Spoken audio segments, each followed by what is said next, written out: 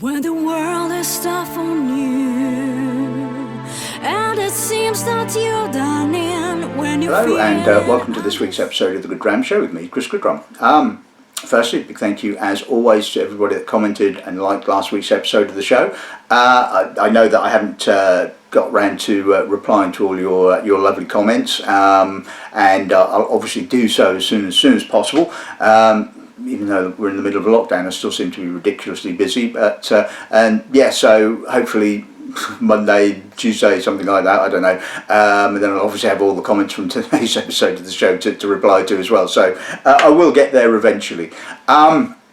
This week's episode of the show, this week's episode is one of those episodes that I had planned for episode 400, but obviously hadn't received all of the samples, now I have, so now I'm going to do them.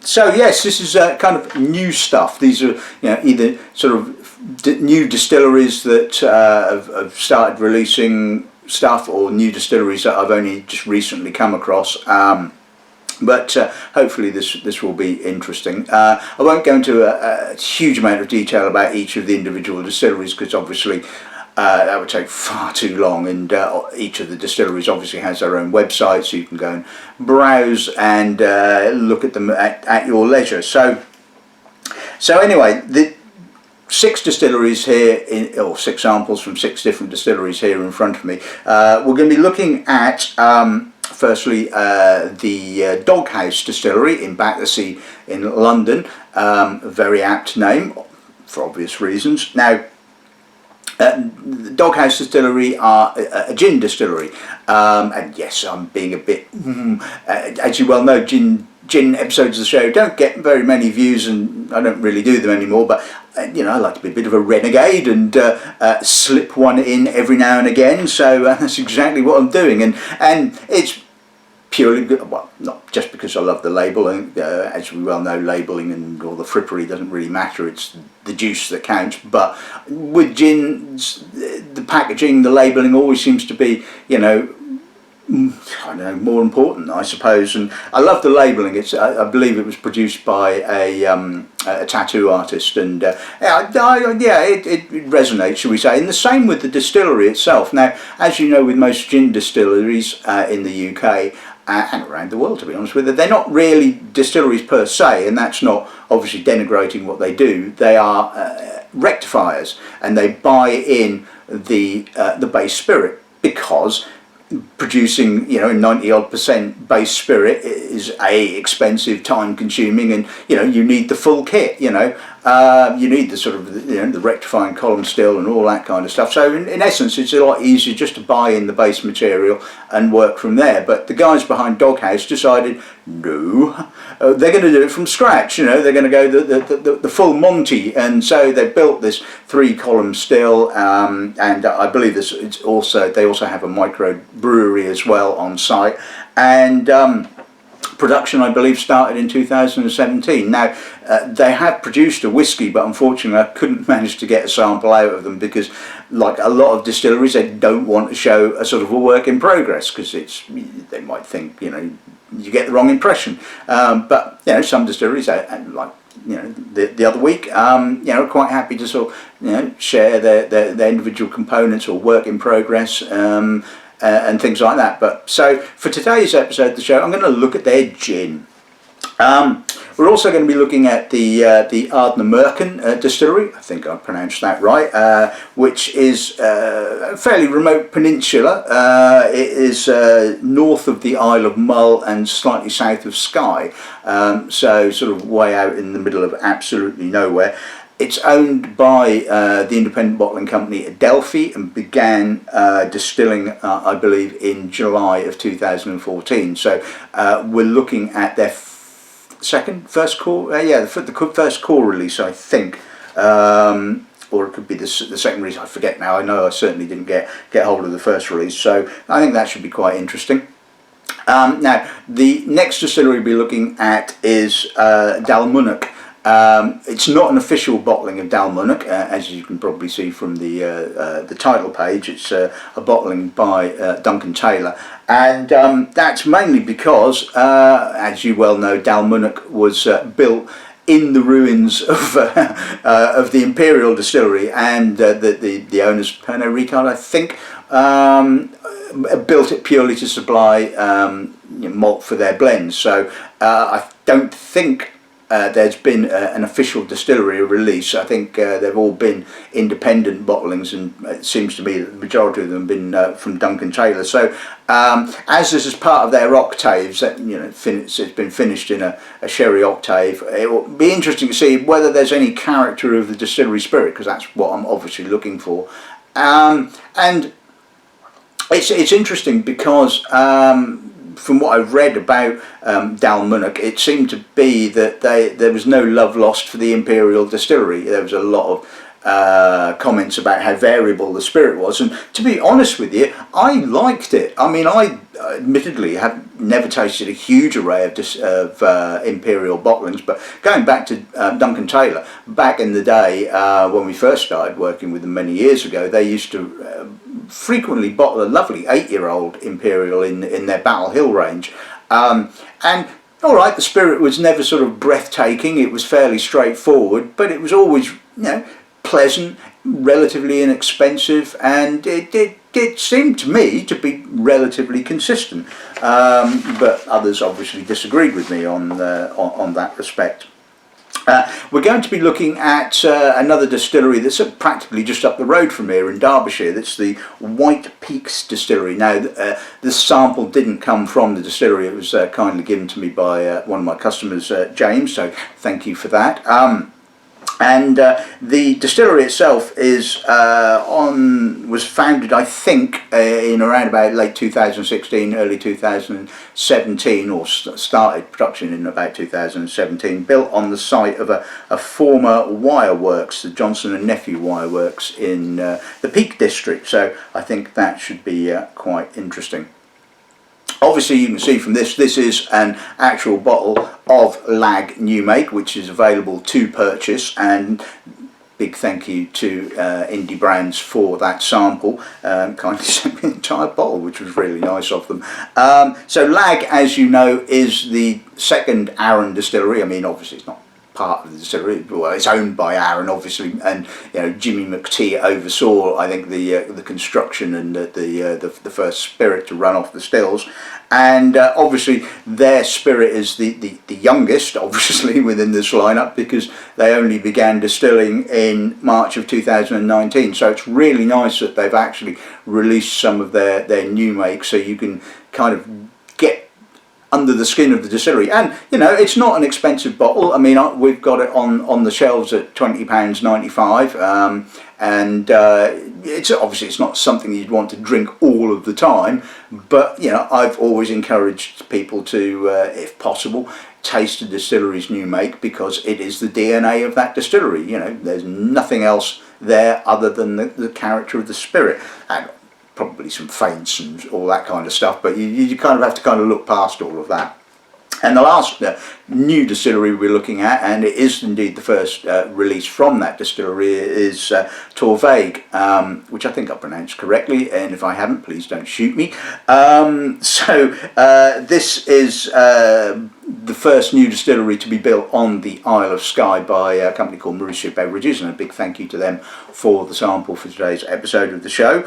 It was a converted old farmstead on the island, and distilling there began in 2017. So, like I said, all of these distilleries have websites. You can go and check them out. You can sort of read up a bit more information about them should you wish to do so. But I'm going to crack on and take a closer look at the lineup. When the sky is overcast and Right, so we're going to kick off with the Renegade Gin. Like I said, this is all made from scratch by the distillery, bottled at 42%. I believe it's 100% wheat spirit is the base, with the following botanicals: juniper, coriander, angelica, orris, bay, sage, winter savoury, cardamom and grains of paradise. So I think that's going to be sort of an interesting one to kick off with. Next bottling we'll be looking at is the Ardnamurchan. This is the AD 01.2101. This is bottled at 46.8%. It's 5 to 6 year old spirit. It's a mix of 50% peated and 50% unpeated spirit. It's been aged in a combination of American oak and sherry casks, 65% ex-bourbon, 35% ex-sherry, and the sherry is a combination of refill and first fill. So lovely colour. Hopefully it hasn't swamped too much of the distillery character. Third bottling we'll be looking at is the Dalmunach. This is, like I said, is a bottling by Duncan in their Octaves range. It was distilled in 2016 and bottled this year, making it 4 years old. It's bottled at 54.2%.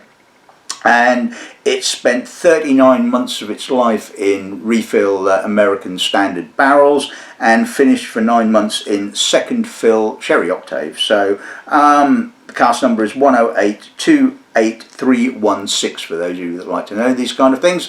And so refill sherry octave, not too long. I'm hoping that there'll be at least some distillery character still lurking there for me to get to grips with. Then we'll be moving on to the White Peaks. This is what they're called the Prologue Release 2.1. It's bottled at 50.1%. The spirit is lightly peated. I don't know the exact ppm. And it is I believe a single Portuguese red STR cask, so shaved, toasted and recharred. Cask number 84. Now this particular cask I believe was an ex-American oak cask with European oak ends. It was distilled in 2018, bottled in 2020, so 24 months old, so not quite legally whiskey. But anyway, it'll give us hopefully an interesting insight into the character of the distillery. That's assuming of course that the STR cask isn't too overpowering. Now, of course, as there's no cask here, we get the full Monty, as they say, with the Lagg. So this is the Lagg Peated spirit drink. It's bottled at 63.5%, so the real McCoy, as they say. And it was bottled in April of 2009. The bottling code, for those of you that want to know these sort of things, is L180419.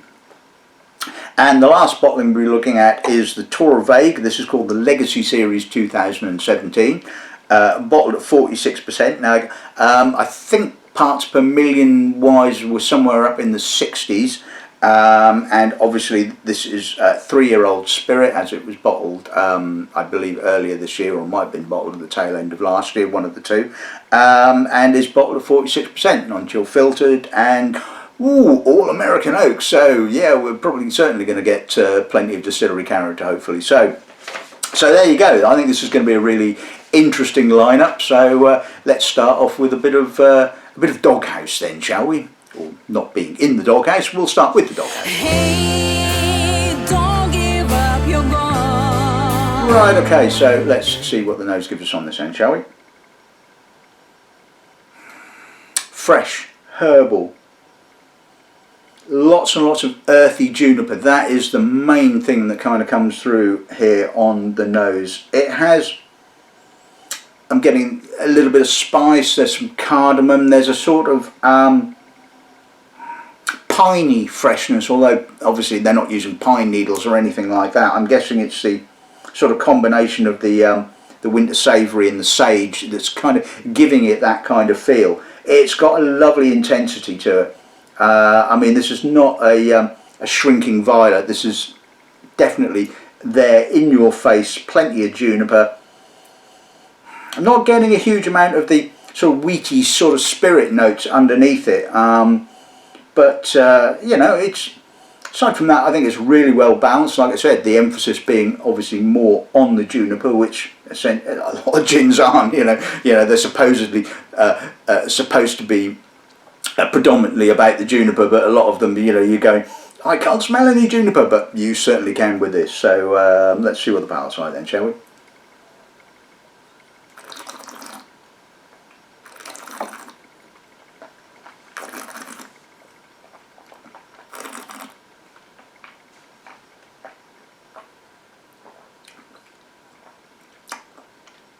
That's a lovely palate. Yes, it's fresh. It's got a crispness, but I'm also getting oily, wheaty spirit. It's got a nice full flavour, rounded. Again, kicks off with that sort of earthy, oily juniper character. Sort of sage and coriander notes kind of start to sort of drift through. It's got a bit of a leafiness on the mid palate. Which I'm guessing is probably the sage. It sort of says sagey kind of leafiness to me, although I must admit with a lot of these botanicals, you know, you've to sort of be fully au fait with them, I guess you've got to actually taste them or smell them. And I mean, I was tasting one gin a couple of days ago, and rosehip was one of the main characters, and it had this kind of sort of slightly sort of bitter berry sort of kind of note, which I assumed was the rosehip. I mean, I didn't go around tasting them, although partner Julia has got a moisturiser that has rosehip in it, and I just smell exactly that. You know, not that I'm going to use that as a tasting note. Smells of rosehip moisturiser. But anyway, now coming back to this, it's lovely. It's really intense. It's got, like I said, plenty of juniper character. It's got a good amount of alcohol, a good intensity. I can see that people, you know, that it's not going to sort of, well, it will work quite nicely with tonic. It won't be too diluted. Not that I'm the world's biggest sort of gin and tonic fan. I, as you well know, prefer my spirits unadulterated. And yeah, I like that.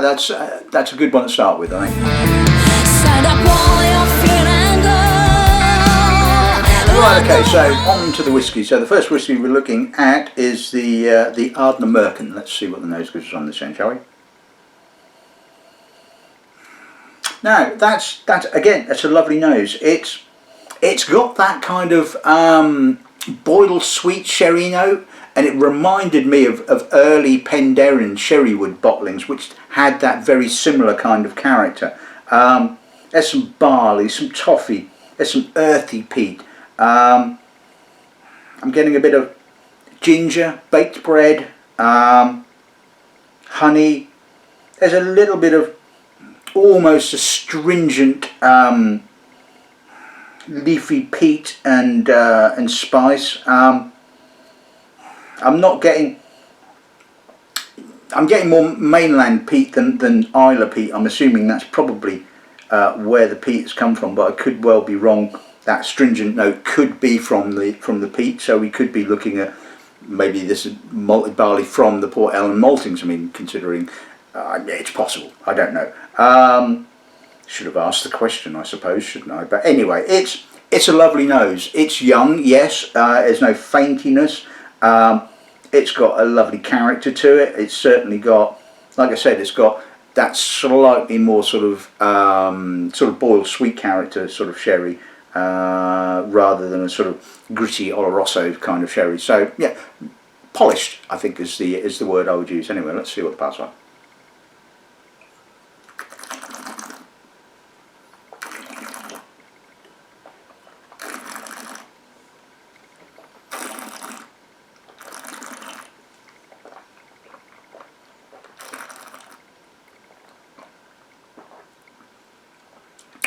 Full, chewy, malty.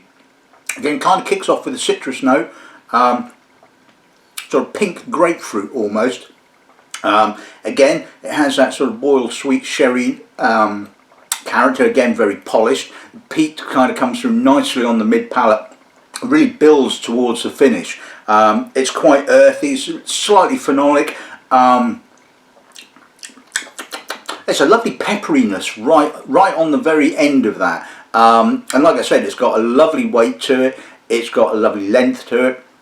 And so, you know, 5 to 6 years old, the spirit, it is showing to me plenty of character. All right, there's not a huge amount of barley character. I'm not getting lots of fruit and that kind of thing. I would guess that this has probably been a relatively shortish fermentation. I would have thought we're in the more cereally end of the kind of worts type, I believe, because it has that sort of nice weighty body to it, and it works with the peat. That it's not overwhelmed. The sherry is all harmonious. It's really well balanced, and I think this is going to sort of carry on developing really well. And I think that sort of future releases are just going to be sort of, you know, really intriguing, and I think it's going to be like I say, interesting to see how the spirit evolves, whether they keep everything roughly about the same, so that we can sort of track that. So yeah,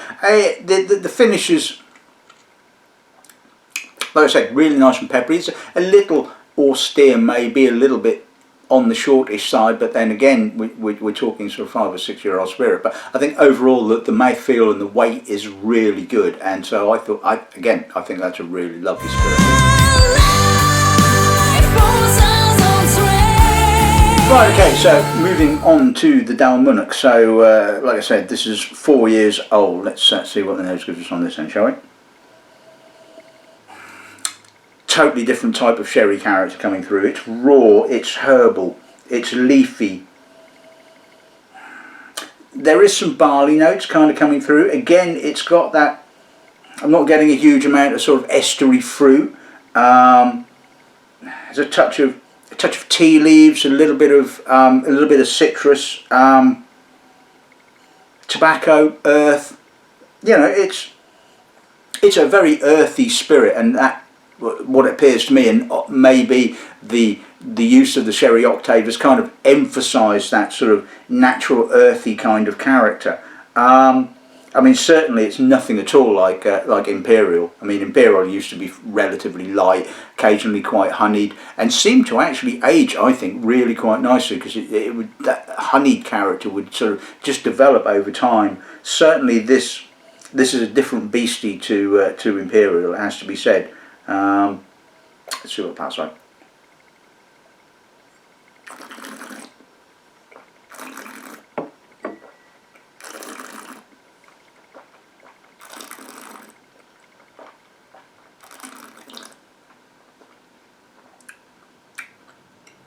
A lot of tannins, just quite drying. Combination of the alcohol and the tannins does dry out the finish. It's got an almost kind of winey red fruit character, which is a bit strange considering there's no wine cask at all here. There's again a little bit of barley. It's got that kind of, again, sort of slightly gritty, slightly cold tea kind of sherry character. But again, it's got a lovely richness. It's mouth-filling. It's got a touch of spice. Like, although the finish is a little drying, like I said, because of the combination of the tannin and the alcohol, it's got a juiciness to it as well. So yeah, okay, there's a bit of spirit character. I'm not fully certain of the exact character of Dalmunach because of the sherry component, but I think that's pretty well balanced. And for a 4-year-old, I'm not getting any faintiness or anything like that. Obviously, I'm guessing that the use of octaves has probably just accelerated the sort of the removal of those kind of sulphury kind of compounds. We're going to put a little drop of water with it just to see if that kind of opens it up a little bit, and it's sweetened it a little bit. I'm getting a little bit more sweet sherry. Again, I'm getting that kind of red fruit kind of note. It's still quite natural, quite earthy. Still got that sort of tobacco-y kind of leaf note. Sure, pass like that.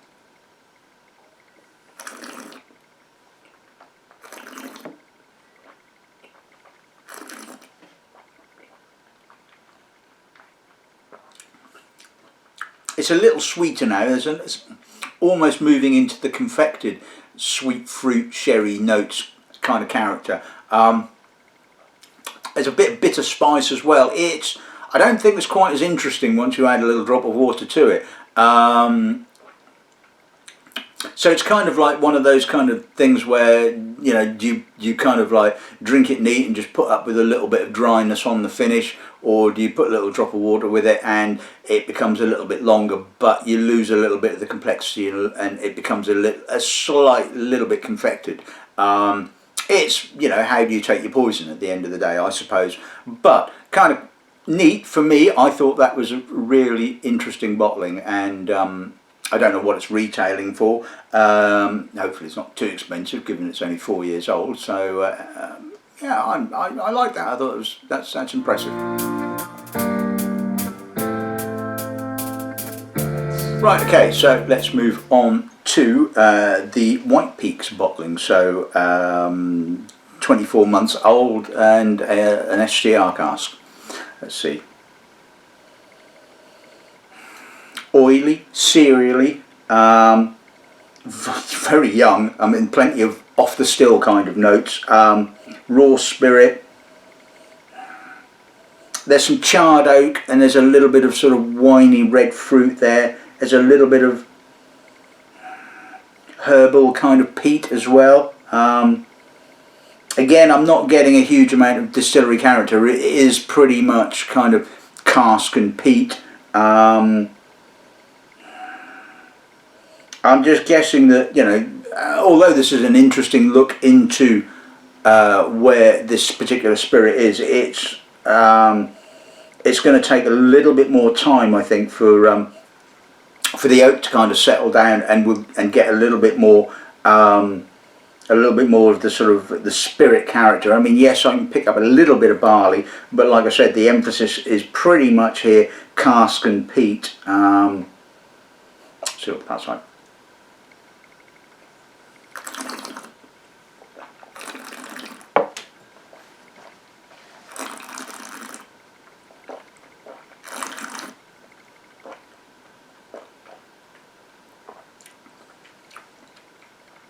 The oak is really aggressive. It's really got the spirit in a sort of a tannic vice. It's young. I'm getting that sort of rose petal, slight sort of cereal note, a little bit of an off the still note. It's raw. It's tannic. It's work in progress, I guess, at the end of the day. It's got a nice finish to it. It's again a little bit masked, but it's got a little bit of pepper, lovely spiciness. I mean, my tongue is tingling with that sort of spice, that peppery spice. There's a bit of almost kind of black olive. There's a bit of dark chocolate as well. But again, it really is cask and peat, and I'm not really getting a huge insight into the character of the actual spirit, which is what I would love to see. I mean, I don't know what the water is like in Derbyshire. I'm guessing it's possibly a little bit more granity, a little bit sort of than sort of the peat down here. The water down here. I don't know. I mean, Nottingham water is not exactly sort of pleasant, should we say? But anyway, so yeah, it's interesting. It's an insight into where the spirit is at this precise moment in time, and like I said, it's work in progress. I'd love to sort of find out a little bit more about what the spirit itself is like, and maybe if anyone from the distillery is watching and feels that they would love to send me some samples of maybe if they have spirit just purely aged in American oak or some new make or something like that, that would be really cool. Because it would be just interesting to know a little bit more about what the character of the spirit that's running off those stills is like, because there's just not enough of it in this particular bottling. But as a whiskey, if you just kind of sit back and say, I just want to enjoy this bottling, it's pleasant. It's very enjoyable.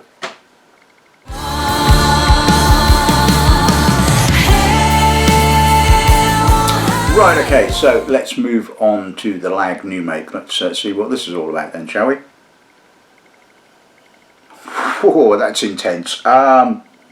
It's earthy, it's oily, dry peat. It's really dry, it's really sooty. I mean, it's like kind of, I can almost sort of smell the smoke particles.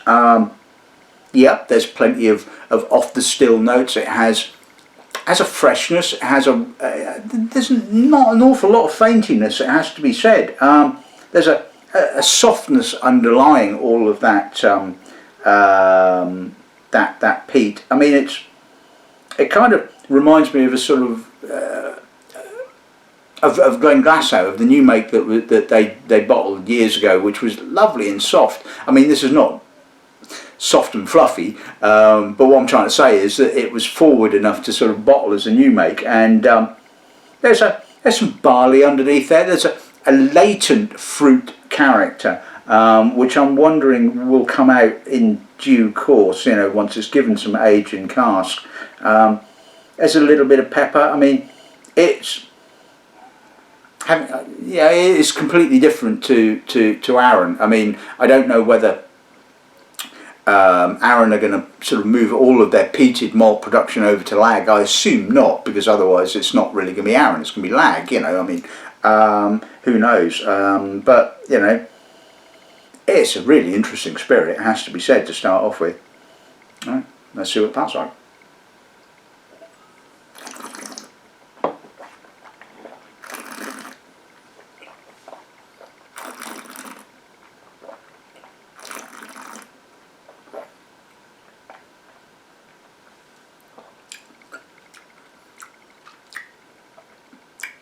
For such a high ABV, that's dangerously drinkable. Before lunch as well. Cool, bloody hell. So again, it's oily. It's, again, the peat has that lovely sootiness to it. It's dry, it's earthy. There's no medicinal notes, there's no iodine, anything like that. It's sooty, it's dry. Yeah, there's an oiliness there. It's an off the still kind of note, but it doesn't have any fruit sweetness. It's quite drying, but that's obviously the alcohol. I wouldn't say it's not one dimensional, but it's very much peat focused. There's a bit of barley underneath it, and you know, I think it will be interesting to see how this develops. I mean, obviously over time the peat is going to slightly diminish, and one would imagine that sort of the fruit and the barley is going to come through given a bit of time. But it's pretty heavy duty peat, it has to be said. I don't know what the ppm is, but again, I'm guessing we're somewhere up, I would have thought, in the 60s, possibly maybe even higher than that, because it is really intense. It's very impressive. Let's put a little drop of water with it and see what happens.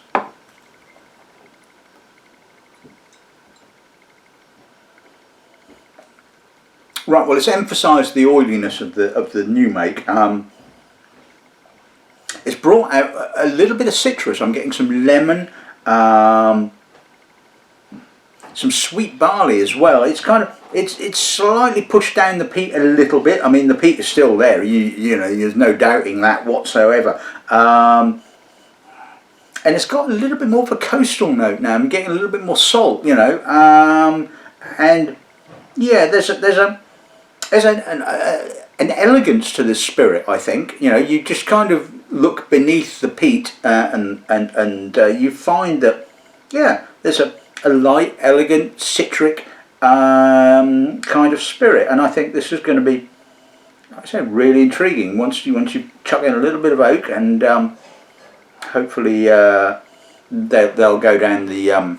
I'm pretty certain, given this is part of Arran, that there'll be some weird and wonderful wine casks used at some stage in the maturation. But I think, yeah, if they went down the sort of American oak kind of route, yeah, we'd all be happy bunnies. Let's see what the parts are.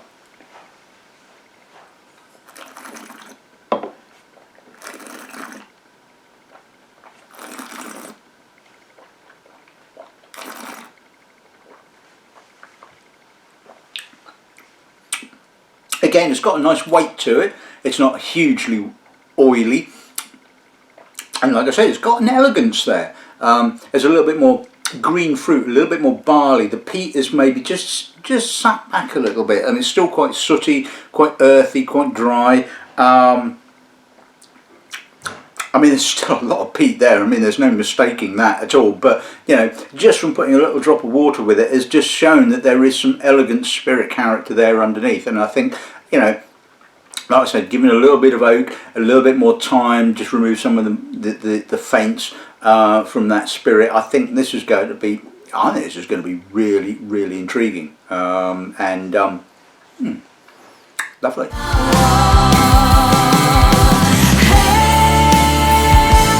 Finally, we're on to the first release from the Torabhaig Distillery. Let's see what the nose gives us on this end, shall we?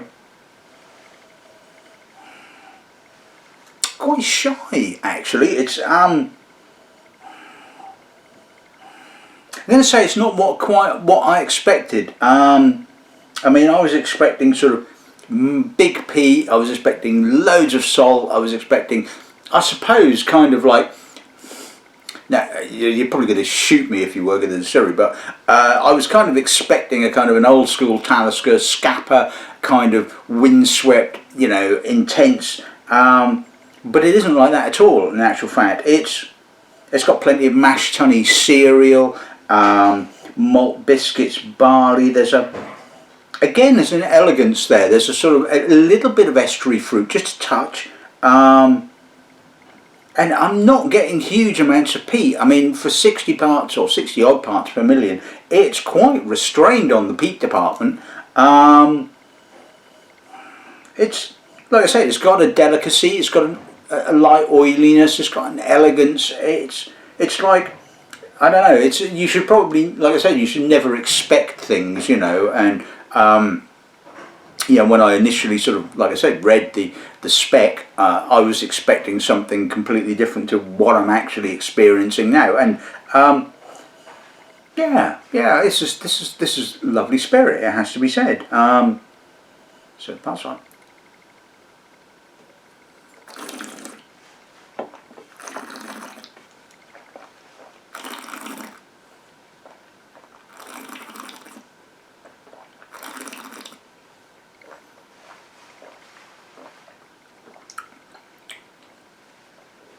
Now I have to say, I think the palate, although a little shy to begin with, is more expressive. I'm getting more sort of ashy peat, sort of kind of ashtrays. There's more citrus to it. There's more salt as well. It's not sort of as windswept and intensely peated as I was kind of expecting. It's got an elegance. There's a citric note there. There's a touch of barley. There's a little estariness to it as well. And it's got a delicacy and elegance, and it's really nicely balanced. And the salt really comes through on the finish, on the aftertaste. I mean, I'm almost kind of like, you know, got a salt incrustation on. Incrustation, is that a word? All right, I've got salt particles on my tongue, you know. It's still pretty young. There's a slight mashed honey kind of cereally note there, but it's perfectly drinkable now. It's got a lovely intensity, and like I said, it's got an elegance and an almost delicacy as far as sort of you know, that kind of thing goes. Yeah, that's lovely, but like I said, it's not what I was expecting. And like I said, you should like they say, you should never judge a book by its cover and all that kind of stuff, and you should never expect one thing. And but it's a pleasant surprise at the end of the day, because I mean, yeah, I say pleasant surprise. I mean, given who owns the distillery, I don't think there was ever going to be any doubt that the quality was going to be sort of absolutely spot on. And certainly for those of you that have managed to get hold of a bottle, then I hope you're enjoying it, because it is a very, very good quality spirit.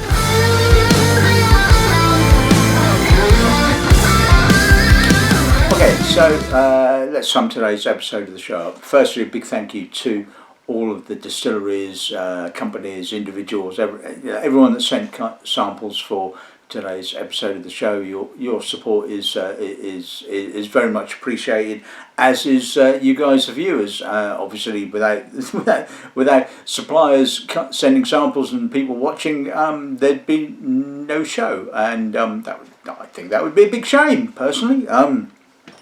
You know. So anyway, the looking at today's samples, I mean, certainly the Renegade gin. I mean, it's lovely gin. It's good gin. Lots of juniper character. Very intense.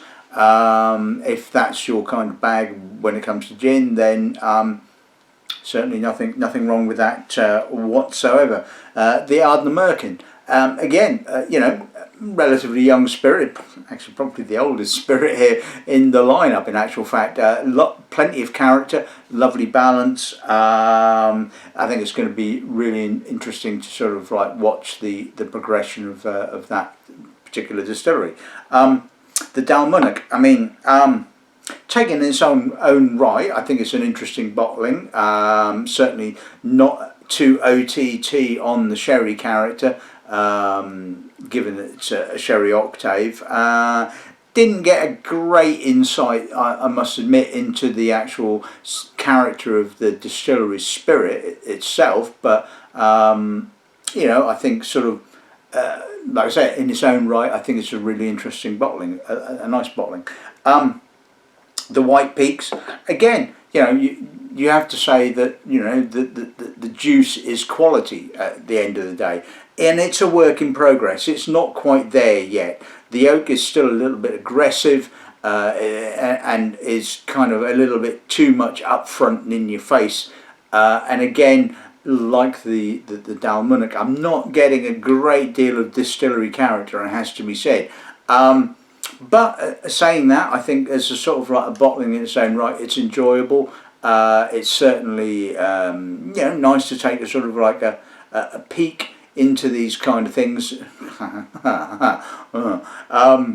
But like I said, I'd have liked to have seen the peak without quite so much aggressive oak.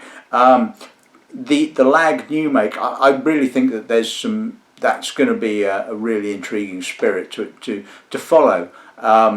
Again, absolutely unfettered. We're getting the character of the distillery. There's a little bit of fruitiness. There's plenty of that kind of ashy, dry peat character. I think that again, this is going to be a really intriguing distillery to follow. And like I said, if you want to sort of like experience the Lagg character, then like I said, you can buy the bottle, and like I said, although it's not something that you probably want to sort of like drink all of the time, I think it's an interesting one to sort of look at. And if you're into sort of experiences, shall we say, I think you ought to experience that.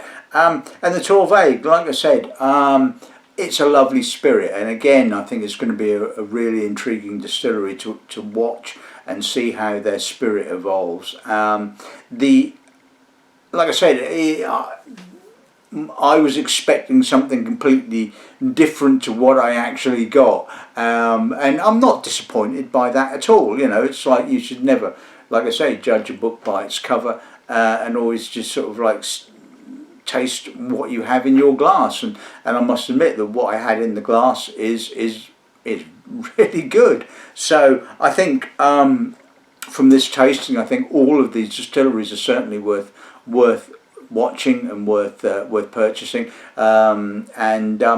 Yeah, hopefully you guys will agree with that. And if, like I said, if you were lucky enough to get a bottle of the Torabhaig, then brilliant. If not, then there'll be another one sort of coming along fairly shortly, I would imagine. But anyway, I hope you've enjoyed this week's episode of the show. I think it's been really interesting and good fun. So until next week, good dramming and good afternoon.